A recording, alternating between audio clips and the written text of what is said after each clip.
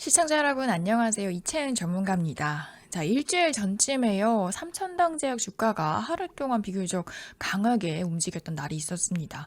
그때 당시 배경은 기관 투자자 대상 비공개 기업 설명회였는데요. 이 재료를 두고 나서 이게 정말 의미 있는 신호였는지 아니면 그냥 하루짜리 반등이었는지 헷갈리셨던 분들 많으셨을 것 같습니다. 그래서 오늘은요. 그때 IR이 어떤 의미였는지부터 정리를 좀 해보고요. 1월에 예정된 회의에서는 무엇을 기대해 볼 수 있는지까지 차분하게 풀어보도록 하겠습니다. 자, 이런 흐름 정리가 여러분들께 도움이 되신다면요. 구독과 좋아요 한 번씩 눌러두셔도 좋겠습니다.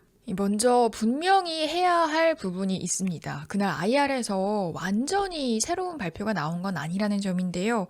그날 발표에서 나온 내용이 경구용 GLP-1, 경구용 인슐린, 또 에스페스 기반 장기 지속형 플랫폼, 글로벌 기술 수출 협의 상황 이런 것들인데요. 이 내용들은 사실 이미 시장에 알려져 있었던 얘기였습니다. 그런데도 주가가 반응을 했던 이유는 내용이 새로워서가 아니라요. 기관 투자자들 앞에서 이 스토리가 한 번 더 공식적으로 확인이 됐기 때문이었습니다. 즉, 이 얘기가 아직 끝난 게 아니라는 점을 시장에 다시 보여줬다. 이렇게 해석할 수가 있는데요. 사실 주가는 이런 미묘한 차이로 움직이는 경우가 많습니다. 그렇기 때문에 그날의 주가 반응은 우연이었다기보다는 확인 과정에 가까운 움직임이었다. 이렇게 보는 게 맞겠고요. 다만 여기서 선은 분명히 그어야 합니다. 그 IR 하나만으로 주가 방향이 완전히 바뀌었다. 이렇게 보기는 어렵다는 점인데요. 아직은 기술 수출 계약이 체결이 된 것도 아니고 임상 단계가 한 단계 올라간 것도 아니고요. 구체적인 금액이나 파트너가 공개된 것도 아닙니다. 따라서 그날의 반응은 단기적인 신뢰 확인 수준이었고 이후로는 자연스럽게 소화 구간으로 들어가는 모습이었죠. 자, 이런 구간에서 흔들리지 않으려면 이 모든 배경을 알고 있는 게 중요합니다. 이런 내용들 도움이 되신다면 구독과 좋아요 한 번씩 눌러주시면 감사하겠습니다.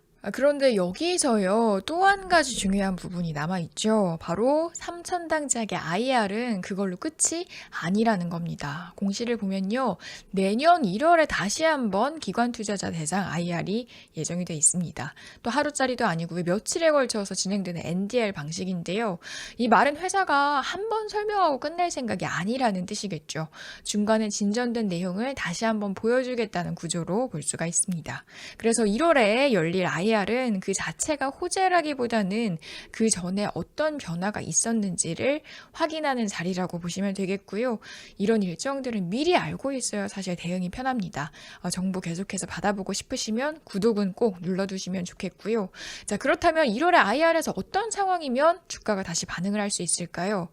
기술 수출 협의가 조금 더 구체적인 단계로 넘어가 있거나 아니면 임상 진행 상황이 한 칸이라도 앞으로 나아가 있거나 혹은 시간표가 이전보다 조금이라도 좁혀진 설명이 나온다면 이야기는 달라질 수가 있습니다. 그때는 시장이 다시 한번 반응을 할 명분이 생기는 거겠죠.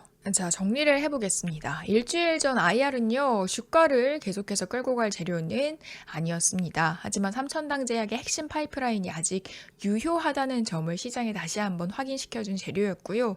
그리고 그 다음 단계로는 2026년 1월에 다시 한번 기관 투자자 앞에서 설명할 준비를 하고 있다는 점, 이거는 그냥 지나칠 신호가 아닙니다. 지금은 당장 뭐가 터질 구간이다 라기보다는 이렇게 작은 변화 하나에도 시장이 반응할 수 있는 준비 구간에 가까운데요. 앞으로 중요한 건 기대가 아니라 실제로 뭔가가 한 칸이라도 앞으로 가느냐, 이걸 보셔야겠습니다. 그 변화가 확인되는 순간 시장은 생각보다 빠르게 움직일 수가 있겠고요. 이런 흐름들 끝까지 저와 함께 보실 분들은 지금 구독과 좋아요로 같이 체크를 한번 해보시죠. 그럼 지금까지 이채은 전문가였습니다. 시청해주셔서 고맙습니다.